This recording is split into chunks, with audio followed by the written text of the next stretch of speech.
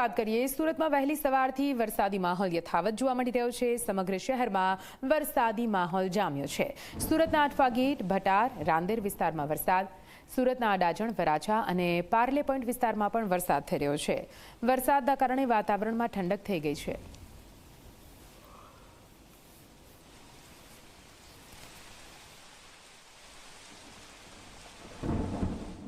સુરત સહિત દક્ષિણ ગુજરાતમાં ભારે વરસાદની આગાહી પડી રહી છે। ત્યારે આ આગાહીને લઈને સુરતમાં વહેલી સવારથી ધોધમાર વરસાદ વરસી રહ્યો છે। આપ સીધા દ્રશ્યો જોઈ શકો છો।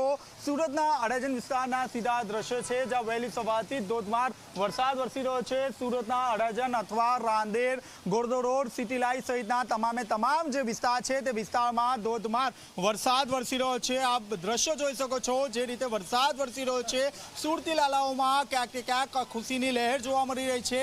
વરસાદે જે રીતે વિરામ લીધો હતો, આ વિરામને લઈને વાતાવરણમાં બફારાનું પ્રમાણ સૌથી વધુ જોવા મળી રહ્યું હતું। સુરતી લાલાઓ ક્યાંક આ બફારાના કારણે ત્રાહિમામ પોકારી ઉઠ્યા હતા, પરંતુ હાલમાં જે રીતે ધોધમાર વરસાદ વરસી રહ્યો છે, જેને કારણે વાતાવરણમાં ઠંડક જોવા મળી રહી છે। બીજી તરફ જોવા જઈએ તો ખેડૂતોમાં પણ ખુશી જોવા મળી રહી છે, કારણ કે દક્ષિણ ગુજરાતમાં ક્યાંક વરસાદનું જે આગમન છે તે મોડું જોવા મળ્યું હતું, જેને કારણે ખેડૂતોની ચિંતામાં ક્યાંક વધારો જોવા મળી રહ્યો હતો।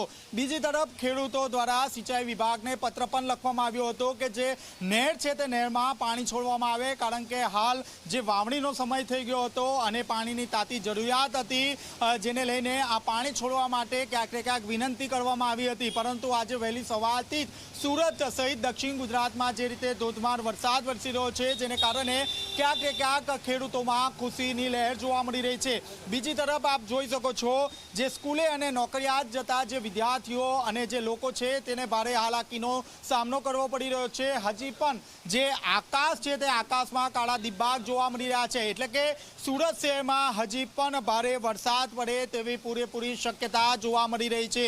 સુરત શહેરની જો વાત કરીએ તો સુરતમાં જે રીતે વરસાદ વરસી રહ્યો છે, જેને કારણે હાલમાં જે લોકો છે તે લોકોમાં ખુશીની લહેર જોવા મળી રહી છે। કેમેરામેન વિજય ભેસાણ સાથે ચેતન પટેલ, ઝી મીડિયા, સુરત।